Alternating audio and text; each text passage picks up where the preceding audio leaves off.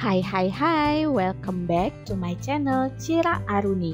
Belajar Bahasa Indonesia kelas 7 bersama Bu Guru Citra. Jangan lupa untuk subscribe ya. Sekarang kita akan belajar bab 7, yaitu berkorespondensi dengan surat pribadi dan surat dinas.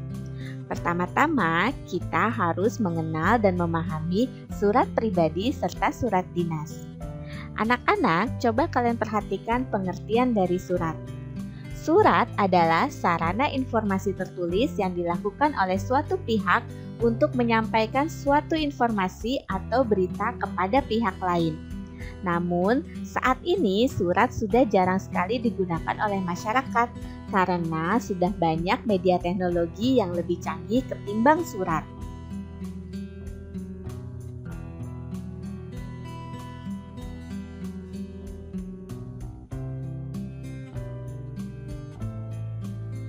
Fungsi surat di sini ada 5, yaitu sebagai sarana pemberitahuan kepada pihak lain, yang kedua sarana permintaan kepada pihak lain, yang ketiga sebagai sarana komunikasi, yang keempat sebagai alat untuk mengingat, dan yang kelima sebagai bukti historis dan juga pedoman kerja.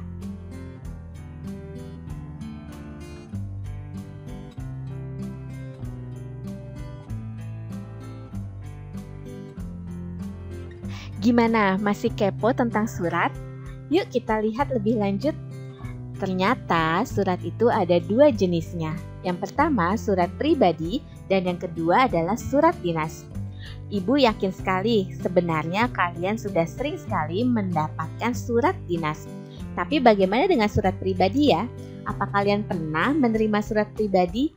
Atau justru kalian pernah membuat surat pribadi? Yuk kita cari tahu dulu sebenarnya apa sih surat pribadi dan surat dinas tersebut?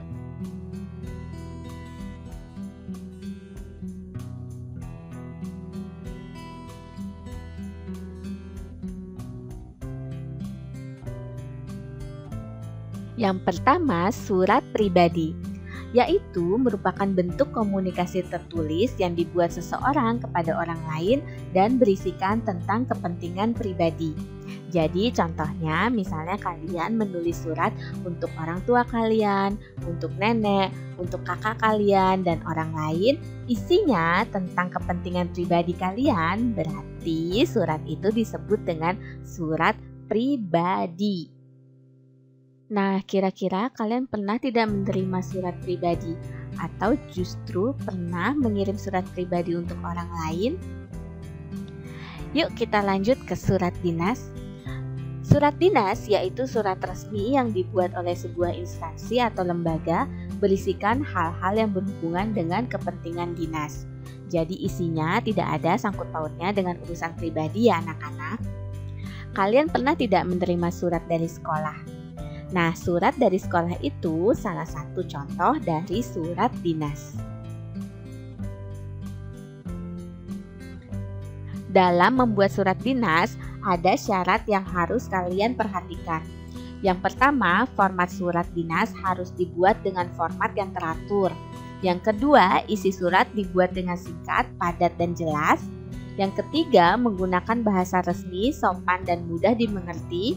Dan yang keempat, surat harus memberikan citra yang sesuai dengan lembaga atau instansi yang membuatnya. Jadi bisa kita simpulkan bahwa dalam membuat surat dinas ada aturan-aturan tertentu yang harus diperhatikan. Kalian bisa mempelajarinya di video selanjutnya, yaitu tentang struktur dan kaidah surat pribadi dan surat dinas. Nah, gimana anak-anak? Kalian sudah mengenal dan memahami surat pribadi juga surat dinas? Ibu harap kalian bisa mengerti penjelasan di video ini. Jangan lupa untuk subscribe, like, dan juga komen ya.